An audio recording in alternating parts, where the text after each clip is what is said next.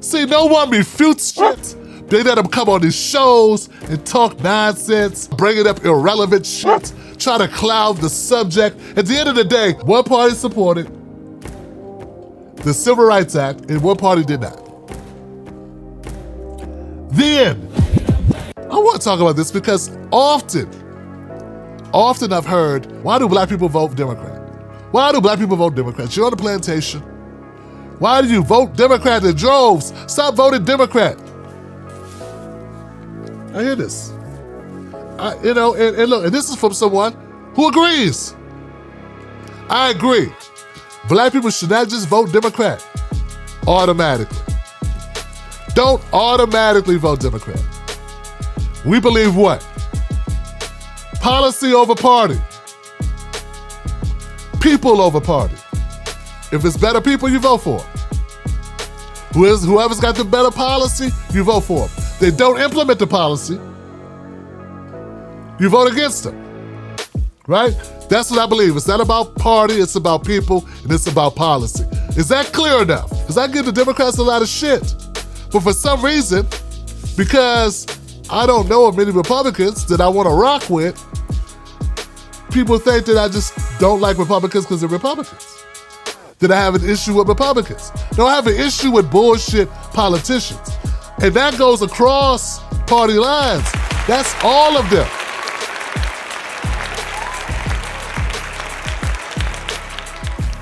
If you are full of shit, I grow tired of you. So one of the things that I hear a lot, folks, is black people keep voting Democrat. Why you vote Democrat? Why you vote Democrat? Is if voting Republican is a better option? And you've heard people talk about, once upon a time, black people voted Republican. This was the party of MLK. And they failed to mention that the Republican Party was a different Republican Party. It was the party of Lincoln. But that's not the party, the Republican Party, that we ended up with in 1900, the 20th century. So they leave out why. When these conservatives are allowed to go on these platforms and make these stupid claims, leaving out reality, omitting the facts, the real reasons why black people vote, the majority of black people, not all black people, but the majority of black people that vote. Remember, we're not even talking about all black people. Half of black people don't vote, just like half of white people don't vote. Okay, let's keep it a buck. First of all, a lot of black people do not vote.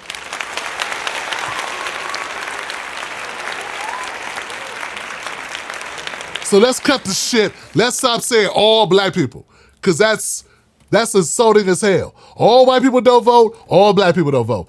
And some black people that don't vote can't vote. That's why they don't vote, because the Republicans have successfully disenfranchised them. See, Republicans decided if we can't get black people to vote for us, we don't want to give black people shit. We don't want to create policies that address their issues, which are obvious issues: poverty, economics, environmental justice. These things are very, mass incarceration, very obvious issues. Everything that gives white people the cold, we got a pneumonia. If white people got a cold, we got pneumonia. So anything that is fucking up white people, we're catching more hell for it because we are black. We have the added tax of being black while having the same condition. So it's double or triple as bad. So they already know the problems. They know the problems. But the Republicans decided they're not going to try to remedy those problems. And if they can't get your vote by default, they'll try to stop you from voting. See, Republicans decided, it's an old saying, and let's see if I get this right. You don't have to have the best house on the block if you burn down all the other houses. Yeah. They decided that they can't win your vote, they can just stop you from voting. Same difference. So that's where the voter disenfranchisement comes from. That's when the voter suppression comes in. That's when cross-check comes in. Greg Palast has been working on this for years. He's been on the show twice. Cross-check, these underhanded Republican mechanisms to disenfranchise black voters. But so, But what they've also failed to mention, besides the voter suppression piece, is that back in 1964, something happened. What happened, Candace? What happened, Larry? Well, Barry Goldwater was running for president. He was running against LBJ. There was this thing going on in the country, this push for civil rights. There were sit-ins and marches and parades and protests and murders. Freedom Riders, Medgar Evers. It was all of this. We were trying to desegregate the schools. Just because of the books they did something about desegregating the schools, the states were not paying attention to it. So we needed something on a federal level to push in for civil rights. And that's what happened, folks. LBJ ran on civil rights. He was against civil rights, a Civil Rights Act, all the way up to this point. But in '64, he changed his tune. He changed his tune and he supported civil rights. And Barry Goldwater didn't.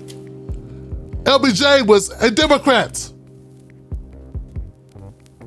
He was a Southern Democrat, one of those Dixiecrats. And I'm not saying that LBJ was a great pioneer for black rights. No, I'm not saying that. That would be stupid shit.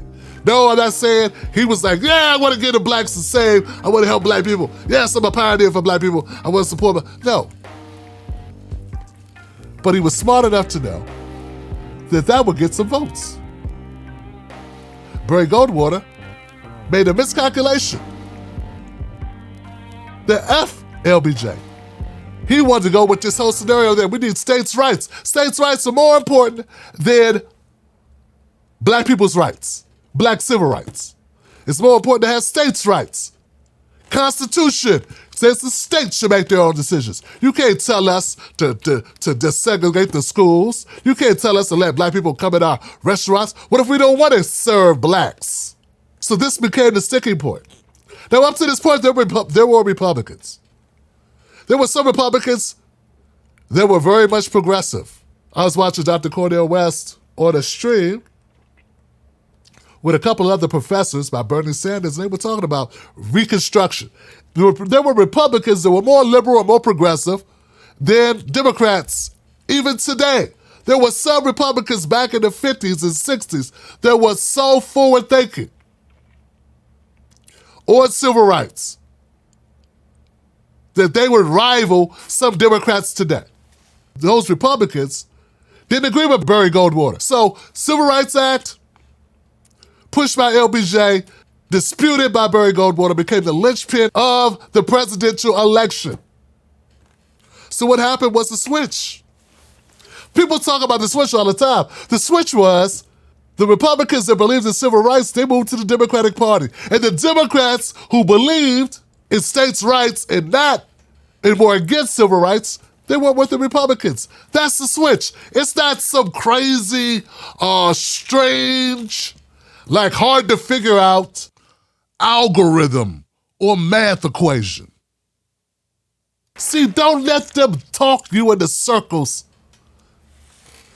This was all very cut and dry, very basic. One party wanted black people, even if one party wanted black votes. And some members of that party, or some of the people that agreed with that Civil Rights Act, agreed with the Civil Rights Act, which ended segregation, making racial discrimination unlawful. And the Republican Party were against that, and they said you should be able to do what you want to do. It's your place of business. It's your constitutional right. These are the same people that wanted to maintain slavery, who said the same thing. Well, the state should be able to decide if they want slaves or not. The federal government should stay out of it. Now, if you want to say the people that went with the Democrats are somehow on a plantation, what the fuck do you think about the people that went with the Republicans? See, no one refutes shit. They let them come on these shows and talk nonsense, start bringing up irrelevant shit, try to cloud the subject. At the end of the day, one party supported the Civil Rights Act and one party did not. The end. And that's what a switch was. So that's basically it. So here we go. Here we are. today. I'm not suggesting that LBJ was a true champion for black people. I'm not suggesting he wasn't full of shit. I'm not suggesting he wasn't a bigot. He probably was all those things. And I'm not even saying that Barry Goldwater was a bigot, because I don't know. But I know one party helped desegregate the schools and one party didn't help. One party helped give us the right to vote and one party didn't. Okay? One party made it so we could sit where we wanted on the bus and one party did not. And at the end of the day, I don't got time to sit around trying to examine where somebody's motives are. Black people don't got time to sit around and figure out, this person mean what they said? What are the moral implications? Does this person really mean it? Does they really like me with this bill? Is this bill, they really want to give it to us? Are they really supportive of us? I mean, do they love us? I don't got time for that shit. It's like that scene from Fences with Denzel Washington. You remember the scene?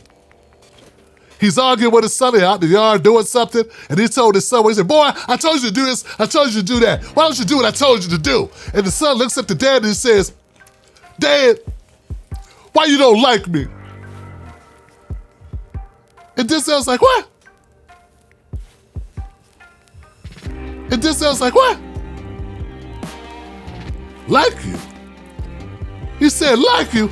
And then he goes into this thing, and I don't want to butcher it, okay? But he says, hey, don't you worry about in life about somebody liking you. You make sure they do right by you. And what I'm trying to tell you is, I don't have time. We don't have time for you, Candace Owens, Larry Elder, Brandon Tatum, any of these other conservatives, Jordan, whatever, Peterson, Jesse the Coon Peterson, any of these assholes to talk to us about with Democrats, the hearts, the souls, the morals, the ethics of the Democrats. Motherfucker, we go with whoever got the better deal for us. I don't think the Japanese worried much about their checks if you really love the Japanese when you cut them the internment camp checks. Okay? I don't think they were like, oh God, I don't know, Soon Lee, and we should cash this. Do they really like us?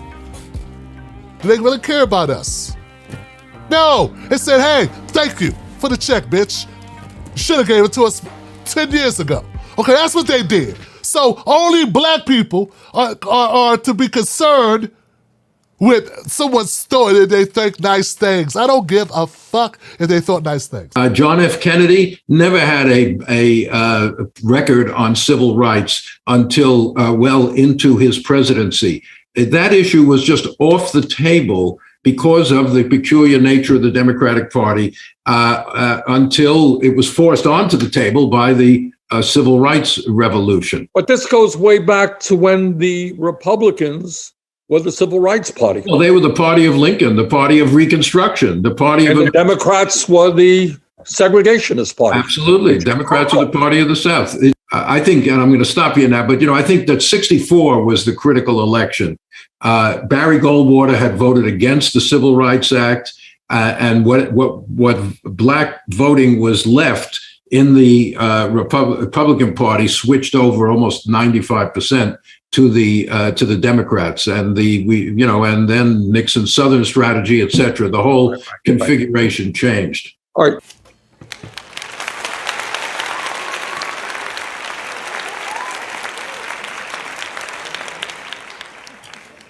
That's right, guys. After all of the denying that they'll do, all the excuses that they'll throw up, all of the throwing shit against the wall, all of the gray area they want to create, to try to detract or distract from the reality that one party was for civil rights, the other wasn't.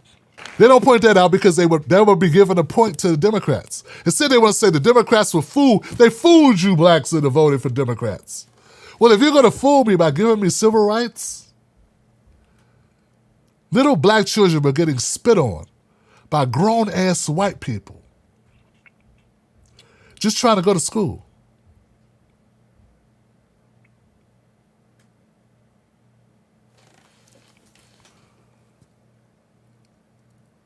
That's it. Go to the library. That's it. Buying a soda. That's it.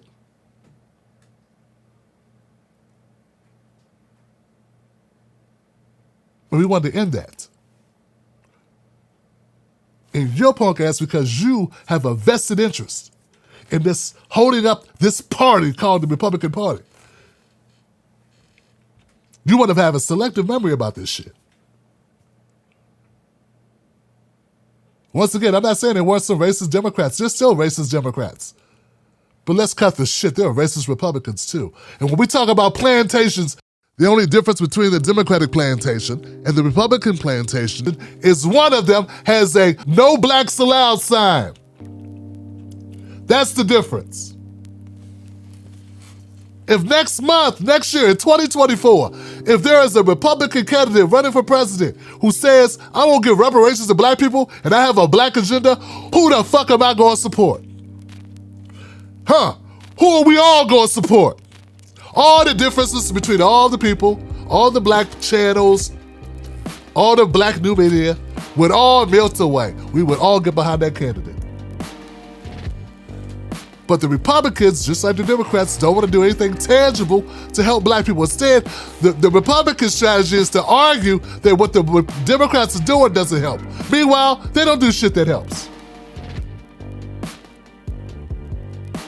At the end of the day, the only thing they have in common is neither one of them really want to help. Now, I'm not suggesting that the Democrats really want to help white people. Nah, they want to help corporations just as much as the Republicans do. Get what I'm saying? But I'm not going down that lane right now.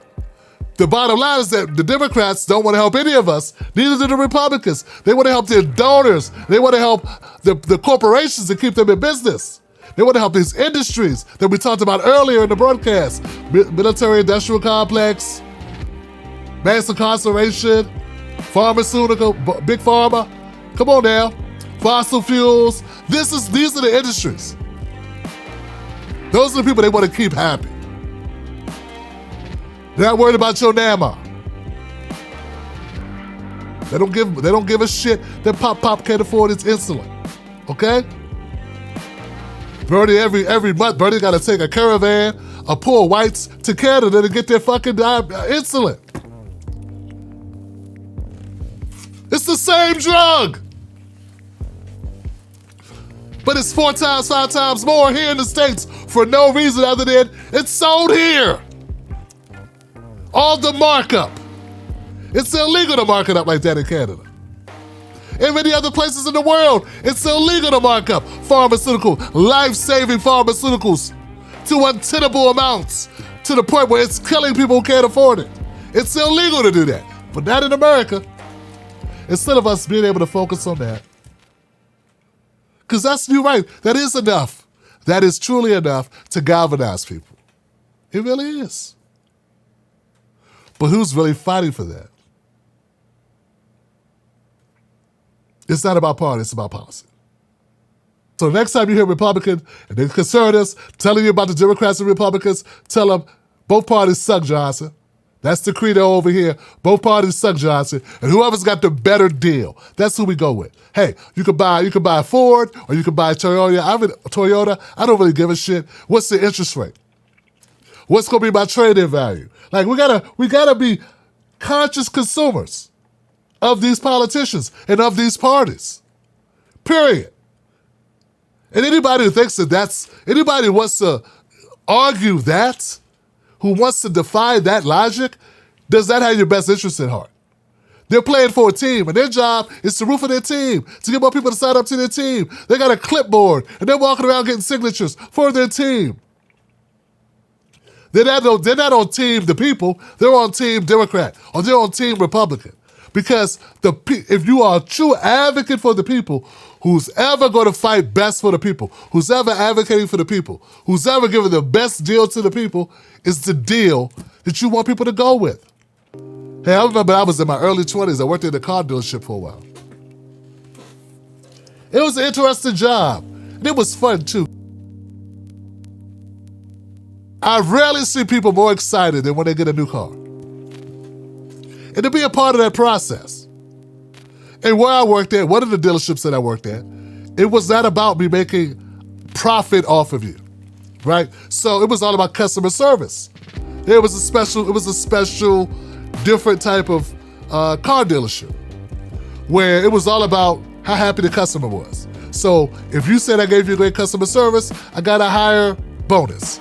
If I call back in a month to check on you, they'd follow up, they'd call you, hey, did you hear from Tim? And you say yes. They say, oh, okay, well, Tim gets another bonus. And they did that for 3 months. Families would come in and join hands, especially black families. This happened a couple times where they would say a prayer over that damn interest rate. Like they would say a prayer before they signed that damn paper. They like hold their hands, oh Lord, if you think we should do this, oh Lord. Because this is that big of a purchase. I mean, what's bigger? A house, that's it. Buying a vehicle and signing your name to a 5-year contract is nothing to sneeze at, okay? That's how we gotta look at dealing with these politicians. We should be looking at it the same way. We should be just as considerate. We should shop around. And we should demand the best service. And they should have to check in with us to make sure that we are happy. And if not, we trade their car in and we shop down the street. That's right, we never go back. We never go back. If we do go back, they better give us a free car. And at this point, both parties owe us a free car. I want an oil change. I want free floor mats. I want a lower interest rate. I want new cover closing. Shit, I want a better deal. We deserve it. Or you can keep that car on the lot. I'll take the bus. At least now, I can sit wherever I want. All right, guys.